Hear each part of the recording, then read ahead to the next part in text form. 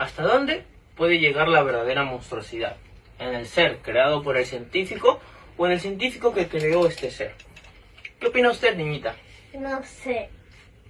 Interesante. Yo soy Ismael Galvez y para conocer a profundidad qué relación lleva esta pregunta con nuestro tema, mis compañeros y yo venimos a contarte la obra Frankenstein por la escritora Mary Shelley. Esta obra no solo trata de un monstruo que asusta a la gente en un pueblo a oscuras, no. Esta obra, asimismo, toca temas muy profundos y muy sensibles que algunos de nosotros hemos podido pasar en algún momento de nuestra vida.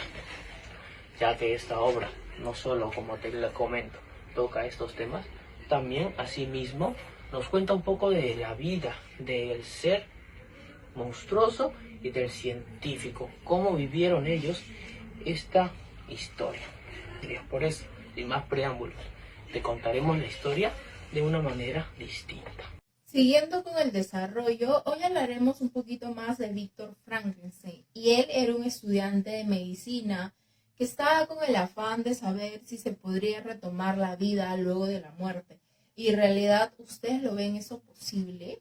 Bueno, él realizó un experimento, ¿no?, en su departamento, lo cual pues estaba desafiando el poder de Dios y de la naturaleza, interrumpiendo así pues en cementerios, sacando los cuerpos ya fallecidos y viendo pues si realmente se podría hacer realidad, llegando a crear un monstruo ante sus ojos y claramente por lo feo y hueco que estaba. Víctor, luego pues de ver su estrategia, luego de ver su espantosa creación, pues él decidió abandonarlo, yéndose muy lejos para que nadie lo viera. Él era un monstruo que se sentía muy solo y triste por todos los acontecimientos que había pasado. Él decidió encontrar a Víctor. Vemos que durante el proceso de búsqueda, el monstruo pues pasó por una aldea, lo cual se estaba quedándose por los alrededores, viendo pues a las personas y así aprendió también a comunicarse, aprendió a leer. Eso era un punto clave. En realidad también adaptándose a la forma de cómo se desenvolvían en su actualidad. Es así que comienza a espiar a una familia, de la cual se encariña mucho, y decide entrar a su casa para poder dialogar con ellos. Al momento que ingresa, la familia se asusta por el aspecto físico del monstruo y decide echarlo de su casa. Esto enoja mucho al monstruo y se llena de enojo contra Víctor, su creador, por haberlo creado de esa forma tan horrorosa. Decide tomar venganza y ir a la casa de Víctor para poder vengarse. La casa del padre de Víctor se encontraba en el bosque. En camino al bosque encuentra al hermano menor de Víctor, William, el cual se encontraba jugando, y decide acercarse a él y accidentalmente lo mata.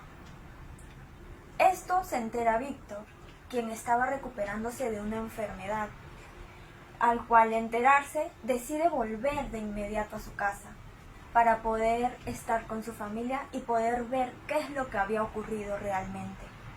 Al llegar a casa se informa que le estaban culpando a la empleada del hogar de la muerte del hermano. Víctor, no conforme con esto, decide ir al bosque para recopilar qué más pistas podía tener sobre qué había pasado en realidad. Es ahí donde encuentra al monstruo, el cual, al verlo, decide confesarle la verdad y le dice a Víctor que él fue el que mató a su hermano.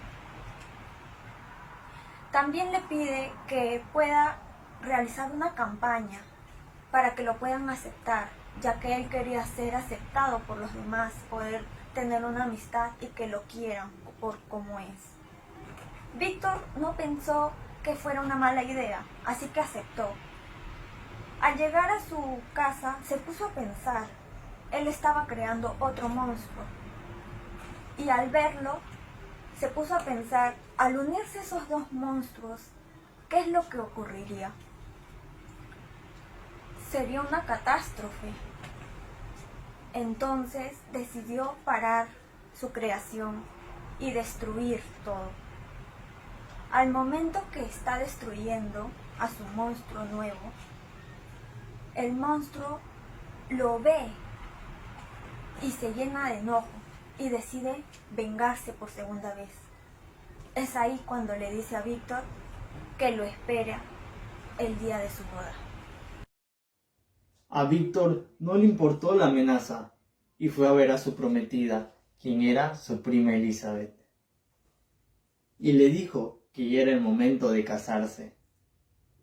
Y ella aceptó, y para su noche de boda fueron a una cabaña cerca de un acantilado.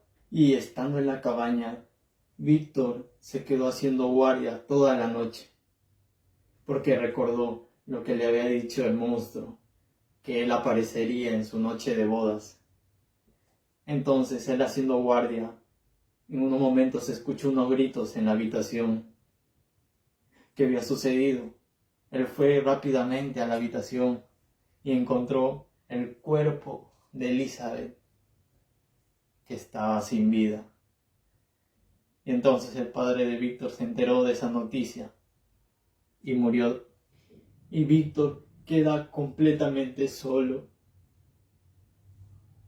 y prometió encontrar a su creación y destruirla, llegando a lugares muy desagradables.